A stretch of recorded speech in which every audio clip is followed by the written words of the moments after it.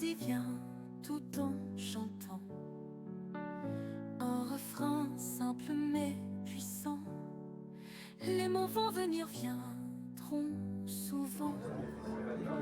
Trouve ta voix dans le vent.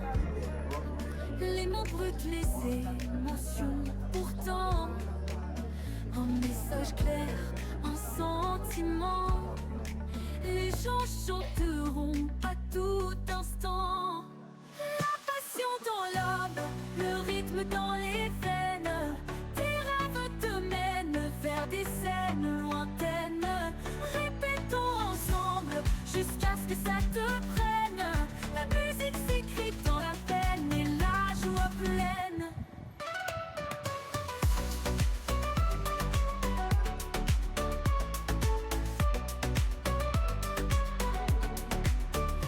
Réussir, c'est croire en toi. Les doutes, les peurs, on laisse tout ça. Une chanson sincère du haut cœur droit. Les cœurs s'ouvrent quand tout va. Les moments difficiles, les nuits sans sommeil se transmettent en magie, en belle merveille. La musique est un voyage sans fin. Un refrain simple, voilà ton destin. La passion dans l'âme, le rythme dans les veines. Tes rêves te mènent vers des scènes lointaines.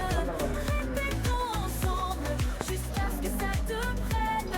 La musique s'écrit dans la peine et la joie pleine. Et joie en articulation. Nous allons écouter le mot de bienvenue de Madame Sophie Tokor. Ensuite, le mot de bienvenue de Monsieur Vincent Bacobio. Et nous allons enchaîner par les prises de parole du panel. Sans plus attendre. Ces lieux qui se veulent de plus en plus symboliques au regard des événements qu'ils abritent régulièrement. Je voudrais très chaleureusement saluer particulièrement Monsieur Vincent Bacobio, à qui Monsieur le directeur général m'a dit de transmettre toute son amitié. Nous sommes d'autant plus heureux que l'événement qui nous réunit ici ce jour, le lancement de la 28e édition qui réunit la CRTV aux écrans noirs, se consolide d'année en année. C'est également la preuve, et Monsieur le directeur général tient à ce qu'on le souligne très bien, que la CRTV, c'est vrai que c'est l'une de ces... Sur le parcours des écrans noirs, il y a des choses que l'on voit, des gens qui travaillent, des gens qui voient, des gens qui sentent. Il y a des gens qui travaillent, qui font. Je ne voudrais pas rappeler cette soirée au Palais des Sports, où je vous vois surgir derrière l'écran. Je dis Mengele, mais le rôle de Mme Sophie Koto, c'est quoi exactement? Et c'est après que j'ai compris que ce n'était pas un problème de rôle, c'était un problème d'adhésion à écran noir. C'était un problème d'affiliation à écran noir. Je vous vois depuis le cinéma via venir aux écrans noirs. Et ça aussi, c'est notre chance, Madame le directeur.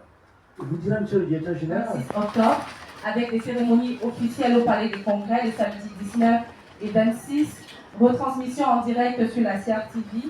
Et le village du festival sera ouvert dès le 20 octobre. Donc, moi, à un moment donné, je me suis posé la question, mais quel est l'enjeu? Mais j'essaie de comprendre. Donc, mesdames et messieurs, les plus petits, de former les plus petits à la culture cinématographique. Et ceci, en quelque sorte, c'est une projection pour le futur. C'est-à-dire, nous formons déjà des futurs cinéphile et les futurs faiseurs de monde opportun à Hélène Eba pour plus de détails à ce sujet.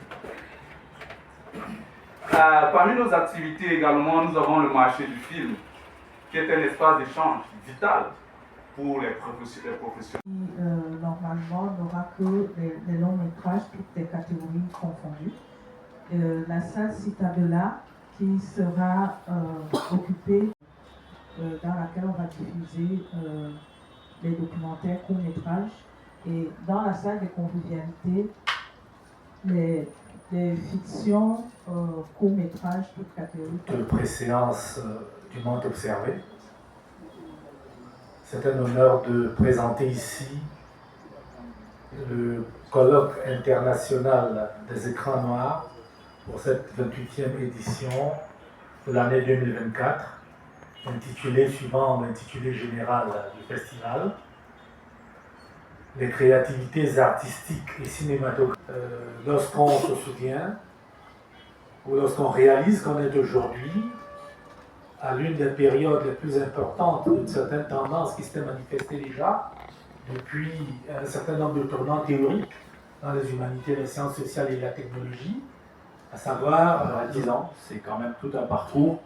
Et cette fierté relève de ce que c'est une plateforme qui, à nos deux structures, rassemble tout ce qu'on souhaite en fait dans nos activités, notamment 3 objectifs principaux, à savoir détecter les jeunes talents, les former et surtout produire des œuvres créatives. Et produire des œuvres créatives, c'est exactement ce qu'on a fait depuis 2009, où ayant mis ensemble cette plateforme qui a pris le nom de 10 jours pour un film, on a pu chaque année former 3 finalistes, en fait 3 participants qui se sont retrouvés en pleine gestion d'un plateau de cinéma dans des conditions professionnelles, en tout cas dans des conditions relativement confortables. Faire en sorte de bénéficier des bienfaits d'une accélération des capacités de calcul, mais en même temps éviter que l'être humain subisse une extrême réduction objectale. Participants, eux, ont chacune eu un accompagnement financier. En France,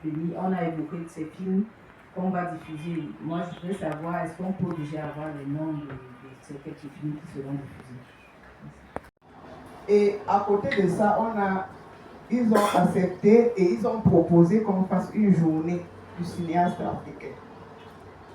En fait, et je crois que c'est encore une...